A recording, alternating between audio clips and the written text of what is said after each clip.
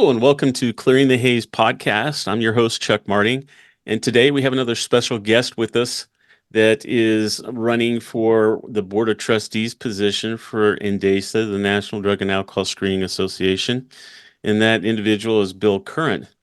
Bill is a prominent person within our industry, and that's my opinion, obviously, but I have had the opportunity to have conversations with Bill. I've been able to listen to him speak, and I felt it was very important for him to be able to be on the show, to be able to talk to us and let us know his feelings about being on the board and some of the things that we're experiencing and what he would like to do. So, Bill, thank you for being here. Thank you, Chuck. It's a pleasure to do it. I've been wanting to be on one of your podcasts for a long time, so now I've made it. Well, thank you. I appreciate that. You know, Bill, I'm going to start off with the same kind of question that I've been asking each of the nominees that have come onto the show, and that's, can you provide an overview of your experience, your background in drug and alcohol screening, and any relevant industry affiliations or any certifications that you'd like us to know about? Sure.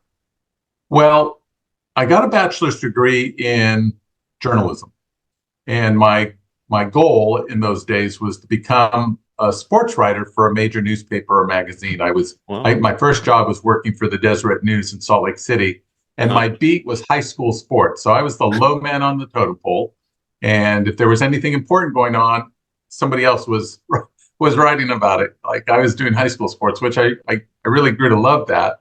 But I saw other opportunities, and so our family moved back to California, where my wife and I were both from originally, and I got a job working for Price Club. Price Club is the predecessor to Costco, and I worked in their marketing department as the managing editor of a magazine they used to publish in those days called the Price Club Journal. We had 800,000 subscribers. They were all sort of, it came with your membership in Price Club. And while doing that, I used to arrange pro and con pieces on various business topics with people in Washington, D.C. So we got some very famous senators like Ted Kennedy and others who wrote one half of the pro and con piece. And then we would get somebody else from the business community or from the U.S. Chamber of Commerce, for example, to write the other half. And in the process of doing that, somebody at the U.S. Chamber of Commerce took a liking to me and eventually offered me a job as staff director of a newly created coalition called the Institute for a Drug-Free Workplace. This was in the late 1980s, and the very first state drug testing laws were coming into existence. They weren't very employer-friendly, so a lot of the big companies like IBM, Motorola, Chevron, etc., went to the chamber and said, listen, you got to help us do something about that. And so the chamber created the Institute for a Drug-Free Workplace, and I was hired at one point to be the staff director because they wanted somebody with publishing experience. And that was my start in the world of drug testing. I eventually became the director of the Institute for a Drug-Free Workplace, went from there to become the executive director of the American Council for Drug Education, and then vice president of consulting for a third-party administrator, which was a fairly good-sized TPA in the 90s called Employee Information Services. And in 1998, September 1998, I decided I was made to be self-employed, and so I started my own business. And the Curran Consulting Group, which went through a name change at one point, but we've been in business since September of 1998, Wow. working with companies throughout the drug testing industry. So this is my 35th year in the world of drug testing. It's hard to believe, 35 years, but it's been a wonderful experience. You just meet the best people in this industry, and it's been a real pleasure to spend so much of my working life associating with people in the drug testing business. Wow. And that's incredible. There's a lot of different things going on in this industry and a lot of different perspectives. And we spoke a little bit before we started the podcast on that. But one of the things that I think is important for people to understand is what your motivation is to pursue a position on the board of trustees for NDASA, and what is it that you're hoping to achieve once you're elected? Well, let me start out by saying that I'm in awe of the people that are running for the board. I mean, what an impressive group of people. I hope that I'll get people's vote, but you can't go wrong with anybody that's on that list of people that are running for the board. Very impressive, and it's indicative of our industry. One of the things I really like about NDASA is the inclusivity that exists in this association. People are just, I was involved in SAPA in the very earliest days, right when they had the very first conference in Baltimore, Maryland. I got involved in DASA in its earliest days, in both cases as a consultant to those groups, but also as a member of those groups. And one of the things I've been very impressed with NDASA is how far they have come in such a short period of time. From my experience helping to start the Institute for a Drug-Free Workplace and then taking over the American Council for Drug Education, which had been in existence for a long time when I became executive director, I have some experience knowing what it's like to jumpstart something or to step into something that exists, the amount of time and dedication and financing it takes to have a real viable association. And what NDASA has done in such a short period of time is nothing short of remarkable. It's very impressive. And what I hope to be able to do is to contribute to that rapid growth that the organization's going through. I think I'm 35 years in the industry, but I'll be a newcomer to the board of directors if I'm lucky enough to be elected. And I think it will help to have a little bit of, sort of new perspectives. I think it's important for members of NDASA to know what Current Consulting Group doesn't do. We don't sell drug testing. We don't manage drug testing programs. We're not in the MRO business or the collection business, et cetera. But we provide, I think, some valuable support services to the companies that do provide drug testing. And so we have a unique perspective. We have hundreds of clients that either subscribe to our state law database, Current Compliance, or that use us for policy writing, or that subscribe to one of our online services. But we work with lots of TPAs and lots of laboratories, many of the major brands in our industry, but also, our business is really made up of smaller and medium-sized providers. And that gives us a unique perspective in terms of what's happening to our industry, what's happening culturally that's affecting our industry. And I think bringing some of that to the board of directors of NDASA will be helpful. I think it'll be beneficial. And as I told you before we started this podcast, I'm 65 years old. I'm planning to work for at least 7 more years. But I look around and I see all of the incredible people that have come and gone in this industry over the years. Some people that are really they've been mentors to me in many respects, and they're idols from a professional standpoint. But we're all getting to that age where many of them are retiring and they're no longer with us at NDASA meetings and whatnot. And we're losing a little bit of that sort of historical institutional knowledge, which I think is very important to maintain. And so in the 7 or so years I have left, I want to bring that to the NDASA board, to the NDASA membership, and share it with whoever's interested and willing to hear it. It's been interesting doing these interviews because everybody's perspective and everything that they're doing is so incredible. The backgrounds that everybody has, and you're no exception. What you have done within our industry is phenomenal, and there's a lot of people that benefit because of what it is that you do. And so I know that being on the board is going to be a very valuable thing for us, having that perspective. Thank you for saying that, Chuck. And it's, it works both ways. Sure. As a company, we get a lot out of our membership in NDASA. It's very beneficial. Yeah, it's been incredible, like you said earlier, to be able to see the growth and like we were talking before, being one of the founding members, seeing it grow the way that it has and the impact that it's making has been very rewarding to be able to see that's happened and that it's resonated with people. So I'm very grateful for that. Bill, in your opinion, we have so many things going on in our industry. What are the most pressing issues or challenges facing the drug and alcohol screening industry today? And how do you propose that as a board member that you're going to be able to help address them? Well, I think as a lot of people in the industry know, a lot of NDASA members know this. Our company does a survey of the drug testing industry every year, the Drug Testing Industry Survey, and we're very proud to be able to release the results for for the first time each year at the NDASA annual conference. We'll be doing that again in Hershey, Pennsylvania in a few weeks. And having done that this will be our 26th annual survey. It gives us a unique perspective when we interview or survey literally hundreds of companies in the field of employee screening to get different perspectives on things that are happening in our country that are affecting our industry and that are having an impact on how we do business. Now, the very first drug testing industry survey was in 1999. The company was not even a year old, and I was asked to give a presentation at the annual SAPA conference in Long Beach, California, on the future of drug testing. We were about to enter the new millennium, and so they wanted something on the future of drug testing. And I was a little intimidated, I have to admit, because I figured I'm going to be giving a presentation representing my opinions to a room full of people who, in many cases knew much more about what the future looked like than I did.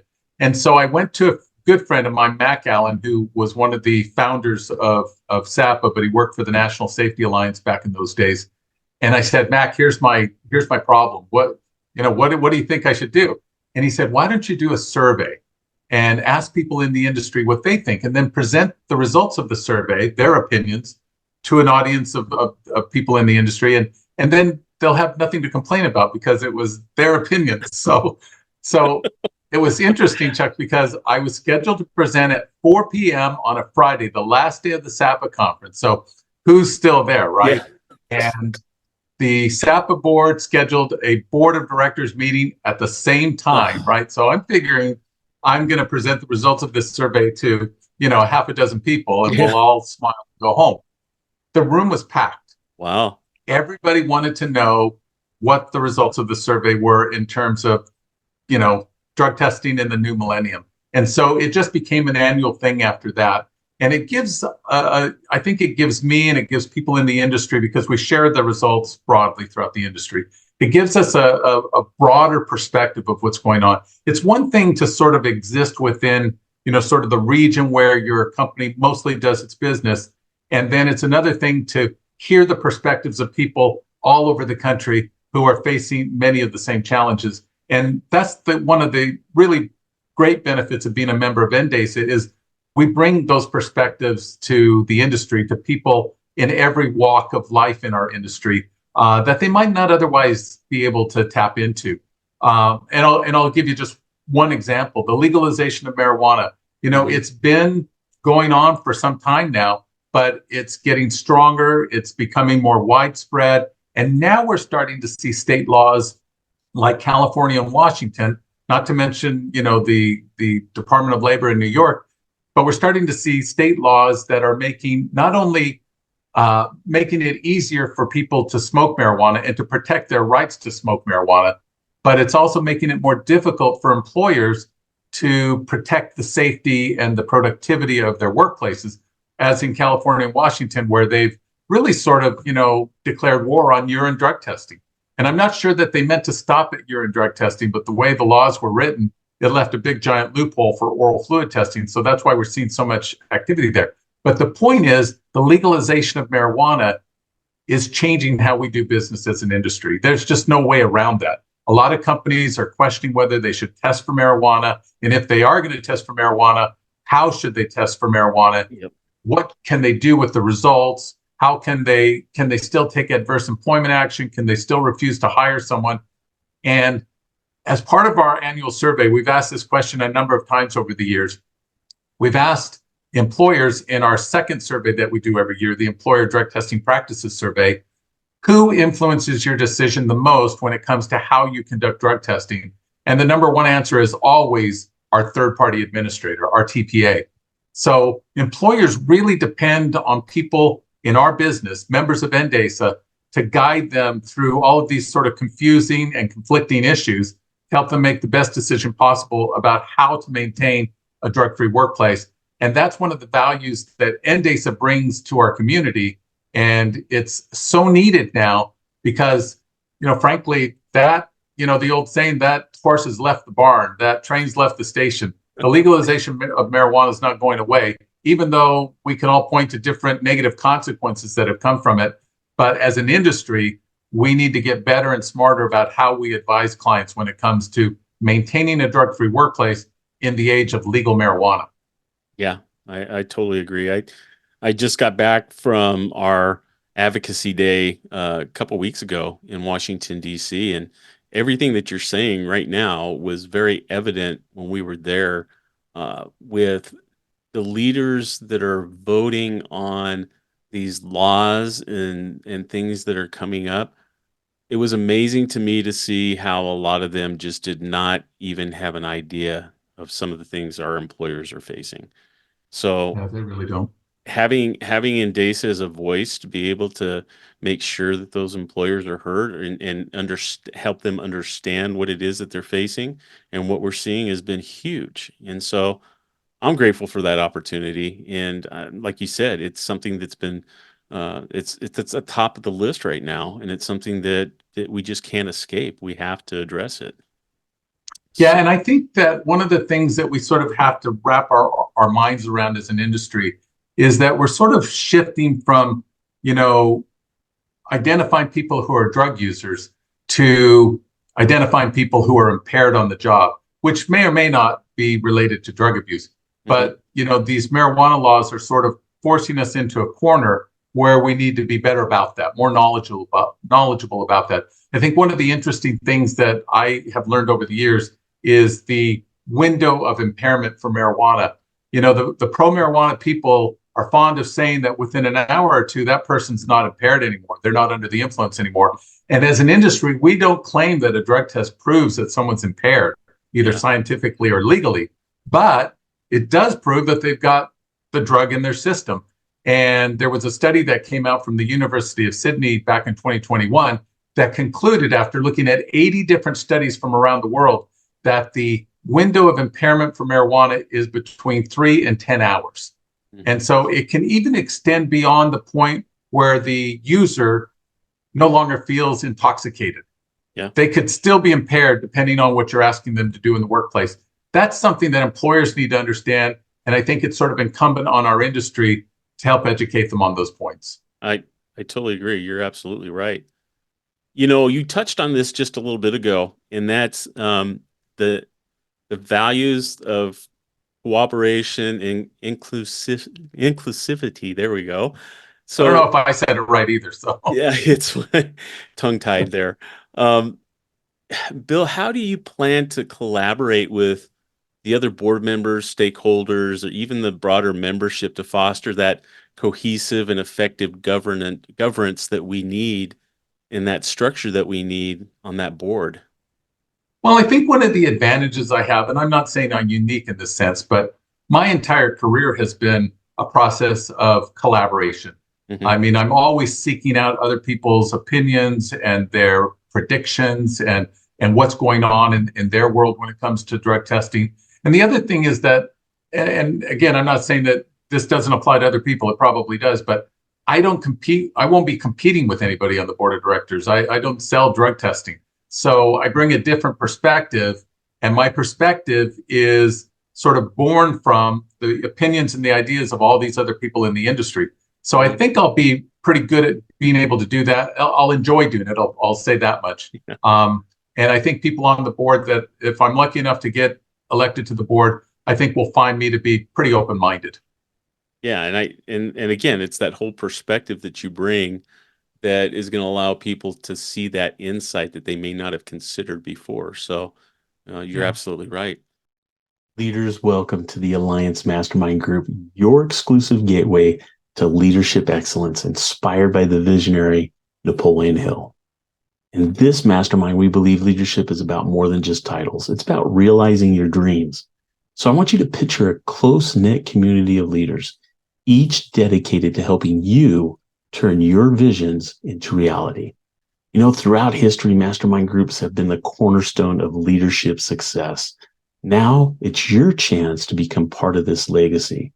The Alliance Mastermind Group is not just about support. It's about actively working together to ensure your leadership journey is extraordinary. Our comprehensive approach includes cutting-edge training sessions tailored to amplify your leadership skills. This is more than just a group. It's like having your own executive board invested in your progress and your success. Imagine having a team where each member is genuinely invested in seeing you achieve your goals. Are you ready to transform your leadership journey? Apply now using the link in the description of this video and secure your place among the chosen 10. The Alliance Mastermind Group, where leadership dreams are nurtured. Take the first step towards the future where your visions become reality. Your journey starts now. I think there's no better person to ask this question to than yourself. And that is, given the rapidly evolving landscape of drug and alcohol screening, the technologies, the regulations, how do you intend to inform and ensure that NDASA remains at the forefront of the industry on innovation and compliance and addressing these issues? Well, one of the things that we specialize at the current consulting group is we work with a lot of emerging technology companies, startups, and very well-known brands in our industry that are bringing new products or working on new technologies. And we work with a lot of them, not only to advise them on bringing their product to market, but how to help other people understand the value of this different way of doing things. And so we kind of, in a way, have our finger on the pulse when it comes to emerging technologies. One of the things I'll use as sort of a way to illustrate that is, and I had somebody tell me this the other day when it came to oral fluid testing, that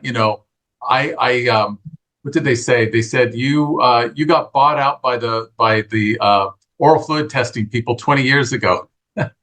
Well, I didn't like the terminology that they used. I disagreed with that. But I have been working with companies when it comes to oral fluid testing for 2 decades now. And part of it came at the beginning of my career. There will be some people at NDASA who remember this name I'm going to throw out there. I won't throw out a lot of names because I don't want to leave anybody out, but I'm grateful to a lot of people who have really helped me in my career. But early on when I started this company, when I was just desperate for clients, I got a call out of nowhere from a guy named Don Weber. And Don Weber had a TPA up in La Crosse, Wisconsin, called Health Services of North America. And Don called. He found out about me through some mutual connection and said, I need help with the following things. Could you help me with that as a consultant? And of course, my answer was yes. Tell me where and when, and I'll be there, Yeah. And one of the things I learned from Don was tremendously successful, and he ended up selling his company to Pinkerton. And I think Pinkerton sold off to Choice Point. I forget the whole family tree there. And then Don went into, his real forte was in the world of military vaccinations and immunizations and stuff like that. And he became, the world leader in that. Mm-hmm. But one of the things I learned from Don was the value of keeping an open mind to other ways of doing the things that we were already doing. And he was a big fan. We used to use the term on-site testing in those days, but rapid result or point of collection, point of care testing.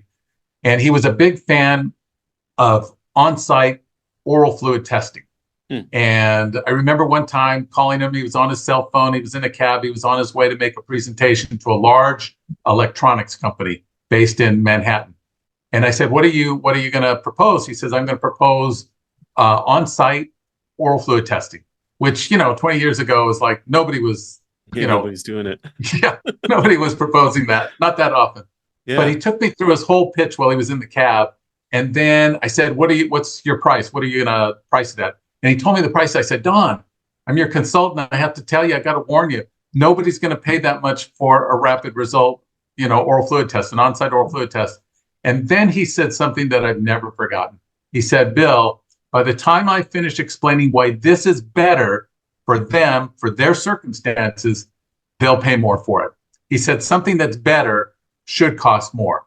And people are willing to pay more if you can help them understand how it's better. I have never forgotten that. It's been a guide to me in my career and in my business, but it helped to plant in my mind a seed of what's unique about emerging technologies. Is there anything unique about this one versus this one? What does this one do that the rest of the industry or existing technologies don't do at this time? How does it make it easier for employers? How does it make it more cost effective, even if it costs more? And that has sort of painted my view of things for the last 20 something years now. And I thank Don Weber for that, for helping me to learn that lesson early on. And so I think as we go forward, there's a lot of interest now in oral fluid testing. We have the DOT regulations based in part on the SAMHSA regulations. We have, the leading voice on those regulations and Patrice Kelly working with NDASA. The point here is that oral fluid testing is the ultimate emerging technology in terms of something different than a lab-based urine test that's really caught on and is going to grow in popularity. In 2018, I think it was, as part of our industry survey, we asked people in the industry, many NDASA members, what drug testing methods do you offer?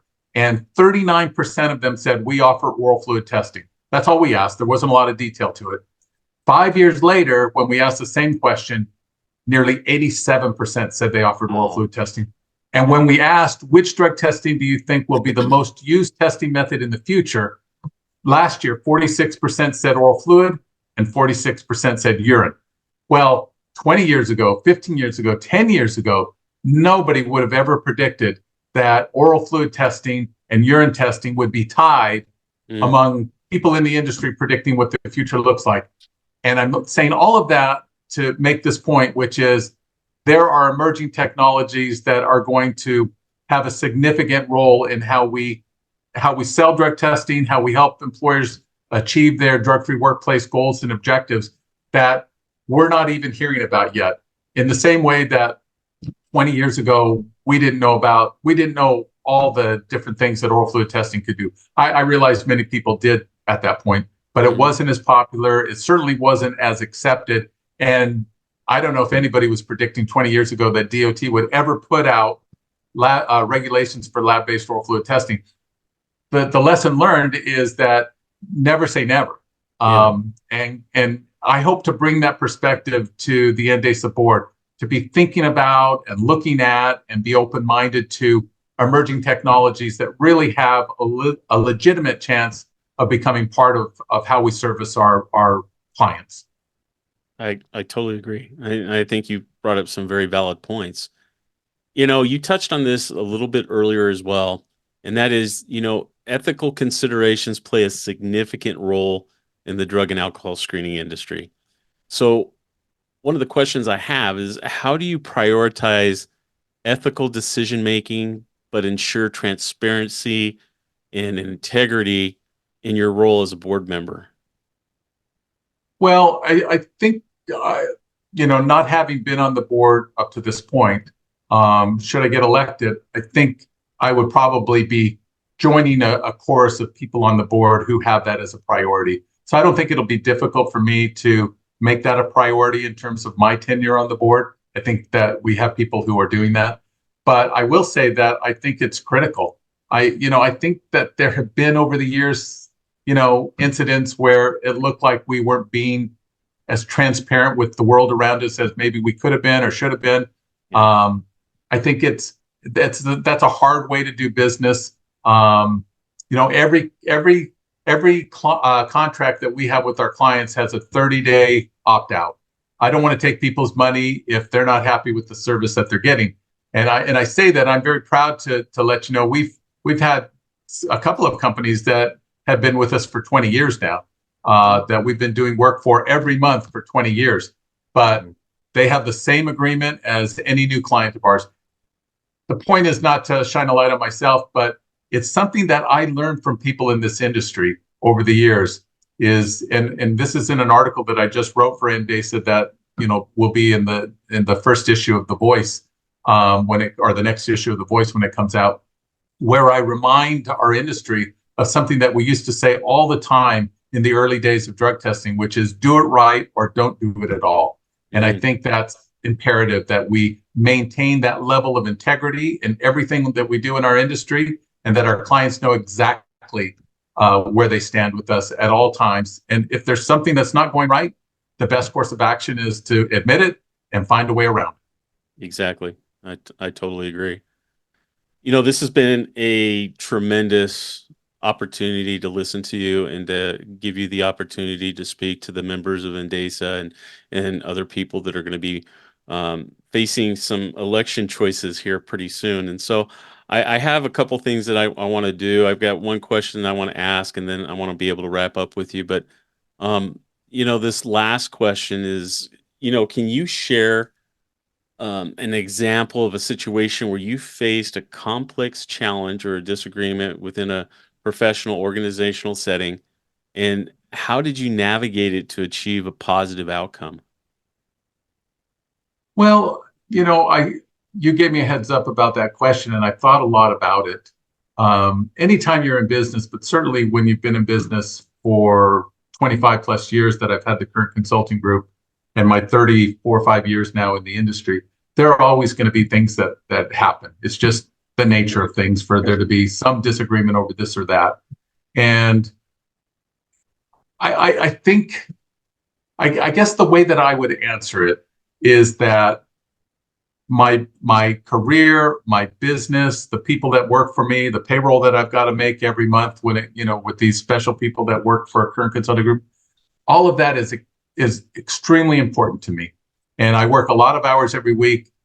I guess I like to, but I have other priorities in life as well, some of them more important than my business.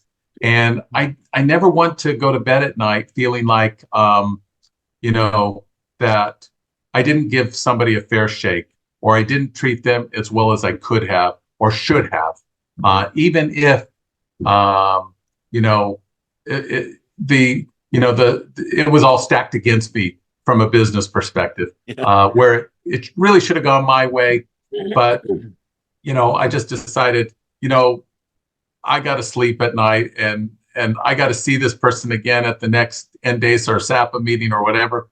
And I just don't want to have hard feelings. Now, you can't resolve every issue that way. I get it. I'm not trying to be naive. But I think when I've been faced with those kinds of challenges, I try to see things from the other person's perspective in the moment, and then beyond that, in terms of, how's this going to affect them going forward, et cetera, et cetera. Mm-hmm. And I try to take a balanced approach to things. And I think most of the time I'm able to do that. I've been very fortunate, Chuck, in that I've done business with some great people. Some of the biggest brands in our industry are clients of ours, and they've got some wonderful people who work for them. But beyond that, I've just been able to associate with really good people. Now, I'm going to put you on the spot for a second, Chuck. Last year was our 25th anniversary year. So we were doing a lot of different things. And I was putting an article, a Bill Current column, if you will, in each issue of our newsletter, which was called Currently Speaking. Now that's the name of our podcast now, Currently Speaking. But I did an article. I sent it to you, Chuck. I don't know if you remember, but I'm gonna embarrass you here. But I wrote about honesty is the best policy. And I used you as an example of somebody in the industry who epitomizes that approach to business. And I think that there are lots of other Chuck Martins in our industry that I could have used. I used you because we're good friends, and I knew it was never going to blow back on me in a negative way. But those are the kind of people that it's a joy to work with. It's a joy to associate with. When you go to those NDASA conferences, it's just the biggest, funnest family reunion that you could have outside of a real family. And I hope to bring that kind of camaraderie and friendship and association in my contribution to the board, and to add to what already exists there. And I guess that ties in a little bit to the question that you asked. It does. And I think at the end of the day, you and I have to look at ourselves in the mirror and know that what we're doing is the right thing. And that's always what I've always considered my barometer, so to speak, is if this is something I can't look at myself, or I can't look at my family over, then I probably shouldn't be doing it. Yeah. So I think that's a good guide to use.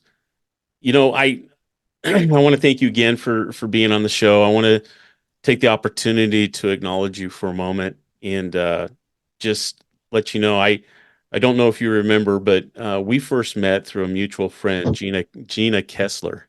Oh yeah. And she introduced my wife to you first, and then my wife came to me. She goes, "You need to come and meet this guy."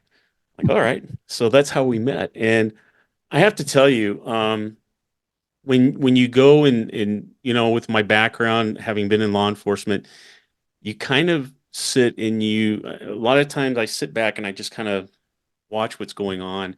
And I'm a people watcher, and it's because I get a lot from, the body language, how people handle themselves and stuff like that. But one of the things that really impressed me was your ability to just concentrate and listen, and then afterwards take what I had spoke to you about and give me an answer that was heartfelt, and I knew that it was just because you were looking deep down to try and answer that question sincerely.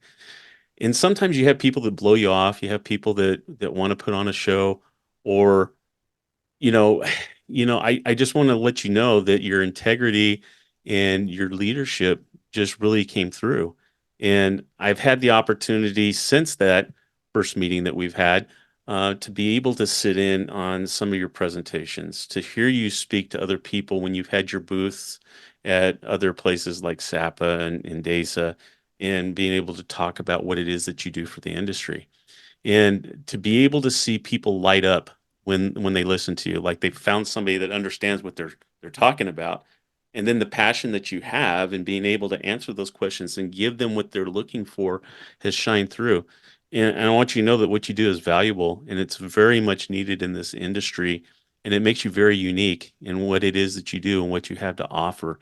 And I know that my association with you, both personally and professionally with my business, has been something that I value quite a bit, and I am very grateful for that opportunity. I'm even more excited that you saw the value in being able to run for this board, because I think that, as our listeners will hear, I think you bring a lot to the table, and there's a lot to consider there when they're making their selection. So I want to thank you for what you do and who you are.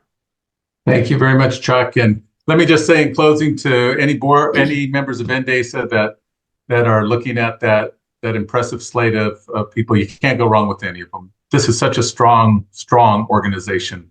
But I'm grateful to have the opportunity to run for the board, and I hope I get to contribute in that way. I think you will be able to as well.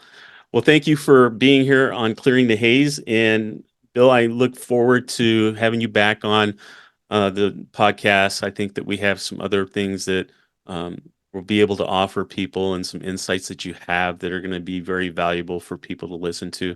So I wish you good luck, and I hope that things go very well. And if there's anything else that you'd like to come back and talk to us about, you have an open invitation to do so. So thank you. Thank you. Thank you very much. All right. Take care.